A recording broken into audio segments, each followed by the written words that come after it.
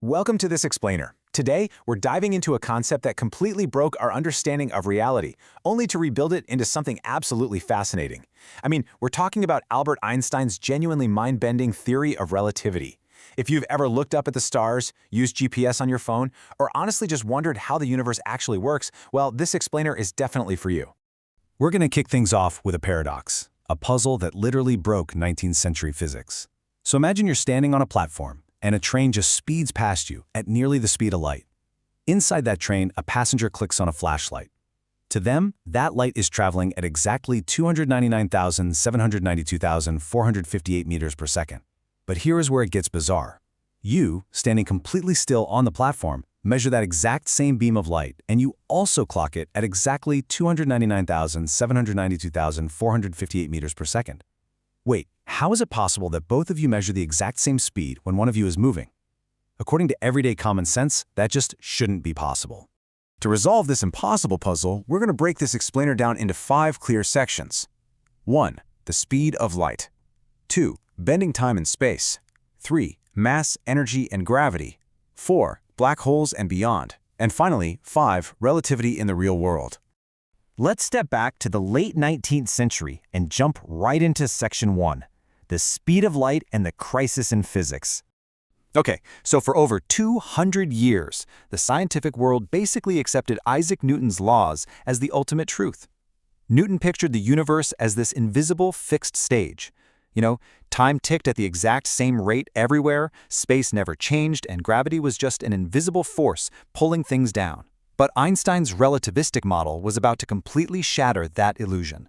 In his new reality, time slows down, physical lengths literally shrink, and gravity can even bend light itself. The crack in Newton's foundation actually started with one specific number, 299,792,458 meters per second. Scientists at the time expected that as Earth moved through space, the measured speed of a light beam should change depending on our direction. Kind of like how a car's speed looks different if you're driving toward it versus away from it. But during the famous Michelson-Morley experiment, the results shocked everyone. No matter which way the Earth moved, the speed of light stayed exactly the same constant number. It completely refused to play by the rules of classical physics. And that brings us to 1905, and a young patent clerk named Albert Einstein. He wasn't even in a fancy university lab. He was just sitting at his desk running thought experiments in his head. He asked a really simple but profound question. What would happen if I could ride alongside a beam of light? The answer he found would unlock totally new rules of reality and change science forever. Let's see how those rules work in Section 2. Bending time and space, the new rules of reality. Einstein laid out 2 elegantly simple rules. Rule 1, the laws of physics are identical for everyone moving at a constant speed. And Rule 2, the speed of light is constant for every observer no matter how fast you're moving. Period. No exceptions. Now that sounds simple enough, but if the speed of light can never, ever change, something else has to give, right? To keep that speed perfectly constant, space and time themselves actually have to bend and warp depending on who's looking. Which leads us straight into the wild concept of time dilation. Imagine 2 identical clocks. One stays here on Earth, and the other blasts through space at 99% of the speed of light. When that spacecraft comes back, the traveler has actually aged much less than the person on Earth. Time literally moved slower for them. And this isn't just some mathematical parlor trick, it's a real measurable effect.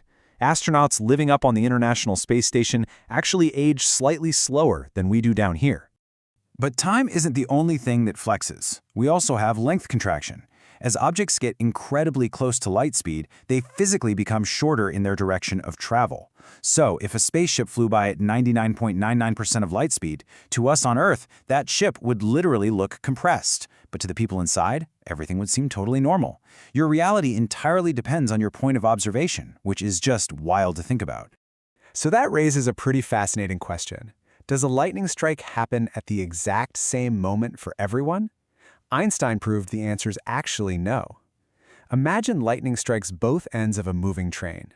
Someone on the platform might see both strikes at the exact same time, but a passenger riding inside the train will see one strike right before the other. So who's right? Well, they both are. Einstein showed us there is no universal now.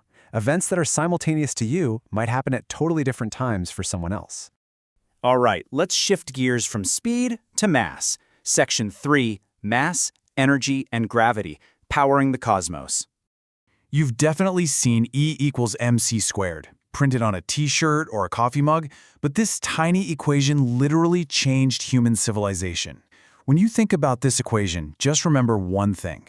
Mass and energy are not fundamentally different. They are the exact same thing. Mass is simply hyper-concentrated energy. And because the speed of light squared is such a massively huge number, it means even a microscopic amount of mass holds a staggering amount of energy. It's the core principle behind nuclear power, and it completely explains the life cycle of stars. Every single second, our sun converts millions of tons of its own matter into pure energy, sending it across space to keep everything on our planet alive. Now, while special relativity dealt with speed, Einstein's 1915 breakthrough, general relativity, tackled gravity. To wrap our heads around this, just visualize a tightly stretched rubber sheet representing spacetime.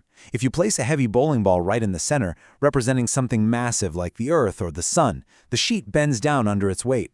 If you roll a small marble nearby, it doesn't just go in a straight line. It naturally curves toward the bowling ball. Why? Not because it's being pulled by some invisible force, but because the marble is just following the curves of bent spacetime. Gravity isn't a pull. It's literally the curvature of space and time. So, what happens when space-time gets pushed to its absolute breaking point? Let's get into Section 4, Black Holes and Beyond, Extreme Relativity.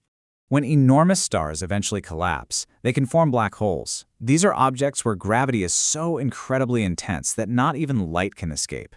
The boundary of this is called the event horizon, the ultimate point of no return. But because extreme mass bends time just like it bends space, we get gravitational time dilation. If you parked your spaceship near a black hole and hung out for just 1 hour, the intense gravity would cause time to pass much, much slower for you. By the time your hour was up, centuries could have passed back on Earth. We can actually see the extreme effects of general relativity out in the wider cosmos too, through something called gravitational lensing. Light usually travels in straight lines, right? But if space itself bends around massive objects, then the light traveling through that space has to bend along with it. Massive clusters of galaxies act exactly like giant cosmic magnifying glasses, bending the light of the objects directly behind them. This incredible phenomenon actually lets astronomers observe hidden galaxies that are billions of light years away. Now you might be sitting there thinking, this is all just theoretical space math, but it actually impacts your daily life right now. Section 5. Relativity in the real world, proof and application. Just think about the GPS in your smartphone. That system relies on a network of satellites zipping around the Earth at extremely high speeds. Because they're moving so fast, special relativity says their onboard clocks should tick slower than ours. But wait, they're also further away from Earth's mass, meaning they experience weaker gravity. So general relativity says their clocks should actually tick faster. Engineers literally have to program the satellites to constantly account for both of Einstein's theories. Without those precise mathematical corrections, your smartphone's GPS would drift by several kilometers every single day, making it completely useless. It's been well over a century since Einstein started this journey, and time after time, experiments just keep proving him right. From special relativity in 1905 to general relativity in 1915, all the way to 2015, when scientists finally detected gravitational waves. Those are actual ripples in the fabric of spacetime caused by the violent collisions of massive black holes traveling across the universe at the speed of light. As we wrap up this explainer, I want to leave you with one final, totally mind-blowing truth about this extraordinary universe. Because of relativity, time travel to the future is not just science fiction, it is physically possible.